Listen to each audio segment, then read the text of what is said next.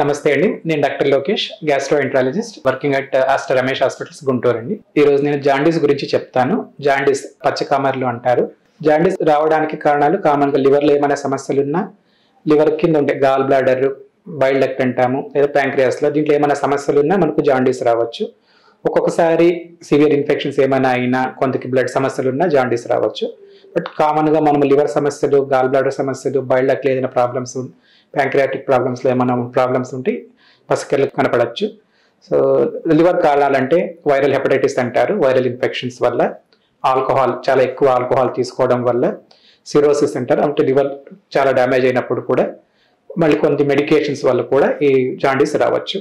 అలాగే కొంతమందికి gall bladder stones వల్ల ఏదైనా కాంప్లికేషన్స్ ఏమైనా అయితే, అంటే గాల్ బ్లాడర్ స్టోన్స్ బైల్ డక్ట్లోకి ఏమైనా వెళ్ళినా, క్యాన్సర్స్ అంటే bile duct cancer, gall bladder cancer, కొంతమందికి లివర్ క్యాన్సర్, ప్యాంక్రియాటిక్ క్యాన్సర్, చిన్న పేగు ఆంపులరీ క్యాన్సర్స్ అంటారు. దీనివల్ల కూడా జాండీస్ వచ్చే అవకాశాలు ఉంటాయి. కొంతమందికి జాండీస్తో పాటు జ్వరము, వాంతులు, బరువు తగ్గడము, ప్లూరైటిస్ అంటే దురద, ఈ లక్షణాలు కూడా కనిపించవచ్చు. కొంతమంది వెయిట్, బరువు కూడా చాలా తగ్గిపోవచ్చు. సో ఎవరికైనా జాండీస్ ఉంటే అది నెగ్లెక్ట్ చేయకండి. అంటే ఎస్పెషల్లీ ఓల్డ్ ఏజ్లో ఎవరికైనా జాండీస్ వస్తే మనకు క్యాన్సర్ అయ్యే అవకాశాలు చాలా ఉంటాయి. యంగ్ పేషెంట్లు కొద్దిగా ఇన్ఫెక్షన్స్, డ్రగ్స్ ఇది అయ్యే అవకాశాలు ఉంటాయి. సో ఎవరికైనా జాండీస్ లక్షణాలు ఏమైనా ఉంటే తొందరగా డాక్టర్ గారిని కలిసి దాని గురించి పరీక్ష చేయించుకోండి.